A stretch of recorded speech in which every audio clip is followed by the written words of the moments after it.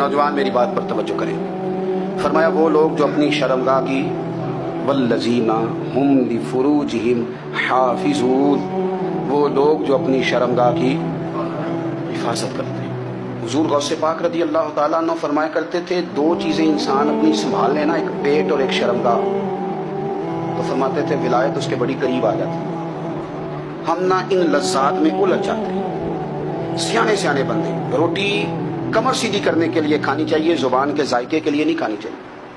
یہ زبان کا ذائقہ لگ جائے یہ کہیں کا نہیں چھوڑتا انسان.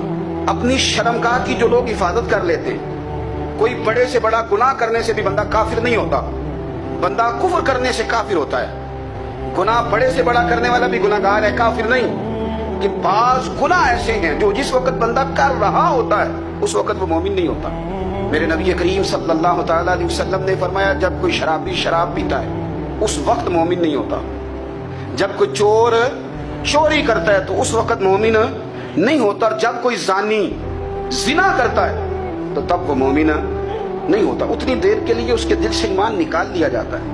یہ جو ہمارے لڑکے بن سنور کے نکلتے ہیں، یہ جو میک اپ کا خرچہ لڑکیوں کے برابر لڑکوں کا ہوتا جا رہا ہے، یہ جو لڑکے بھی رات کو چہرے پر کریم لگا کر کے سوتے ہیں، یہ بتا سکتے ہیں کہ مقاصد کیا ہے؟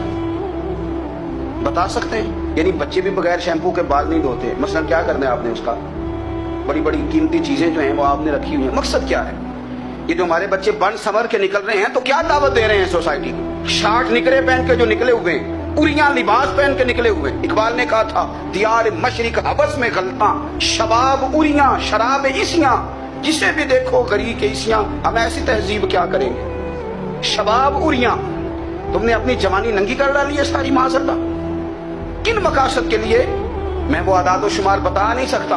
ہمارے ہاں گند سستا ہو گیا ہے، لوگوں نے گناہ تک پہنچنا آسان بنا دیا ہے. آپ دیکھ لیں گندگی دروازے پہ اور گند موبائل میں. کیسے بچائیں ان بچوں کو؟ کیا کریں؟ کلیجے پھٹتے ہیں. کوئی باتیں سوچتے ہیں تو سوچتے ہیں آنے والی نسل کو کہاں لے جائیں، کہاں چھپائیں، کیا ایسا کریں کہ یہ بچ جائیں. خدارا قربان جائیں حضرت عثمان غنی پر. مصنف ابن ابی شیبہ میں صحابہ فرماتے ہیں حضرت عثمان غنی نا بڑے مالدار تھے. مال آتا ہے تو لوگ عیاش نہیں ہو جاتے، مال آتا ہے تو لوگوں کی خواہشات بہت بڑھ نہیں جاتی. بڑے مالدار تھے، مالدار بھی تھے اور سونے بھی بڑے تھے.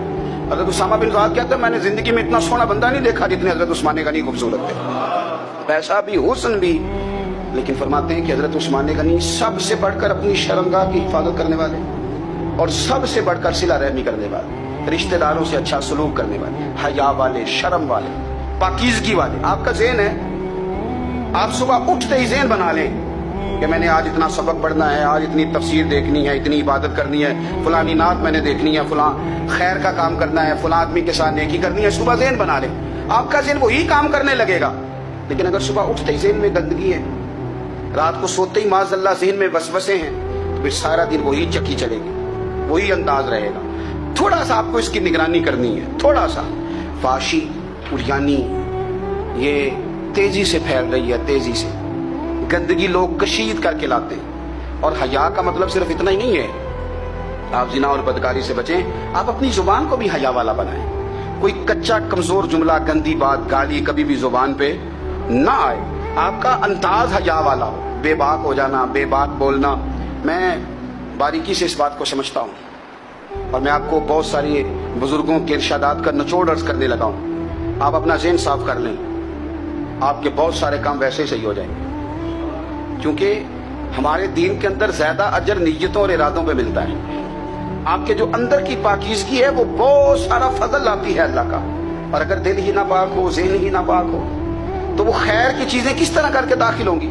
اپنی شرمگاہ کی قربان جائیں. نوجوانوں ذرا غور کرنا.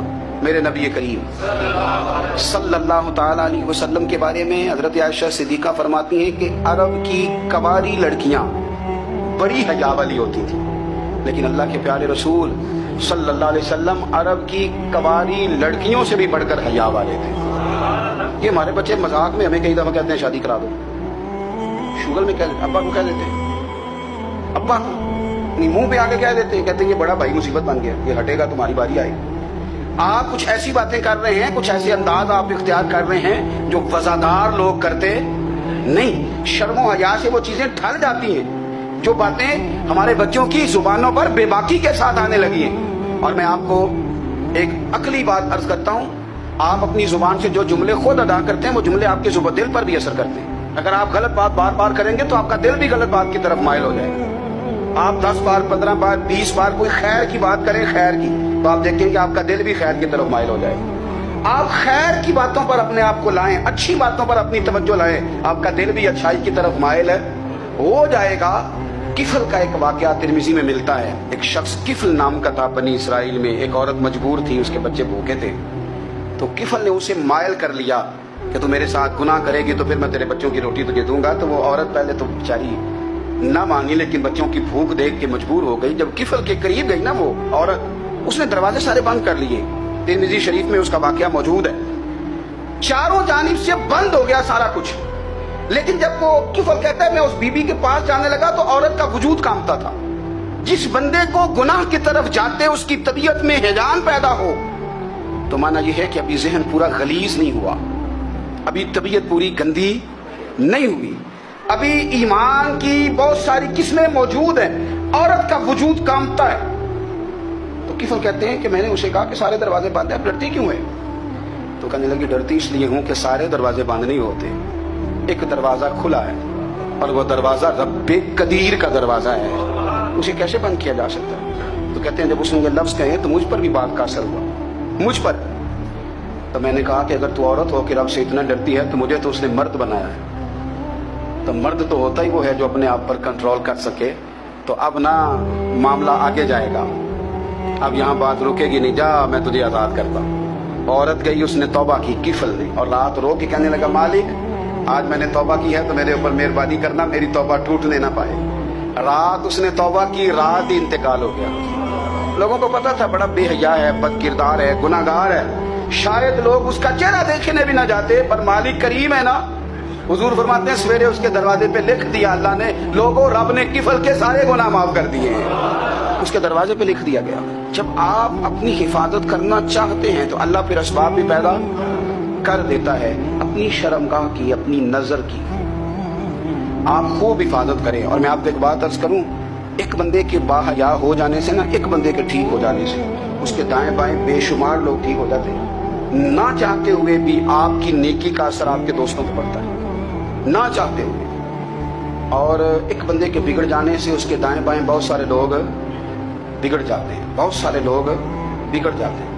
آپ اگر اپنے لب و لہجے پر یہ پابندی لگا سکیں اور اپنے آپ کو اگر آپ سنبھال سکیں تو پھر یاد رکھیے گا بڑی ساری چیزیں بہتر ہو جائیں گی. کچھ چیزیں ایسی ہوتی ہیں جو ہم نا فراخ دلی سے بانٹتے ہیں، اور کچھ چیزیں ایسی ہوتی ہیں جو مجبور ہو کر ہم دیتے ہیں.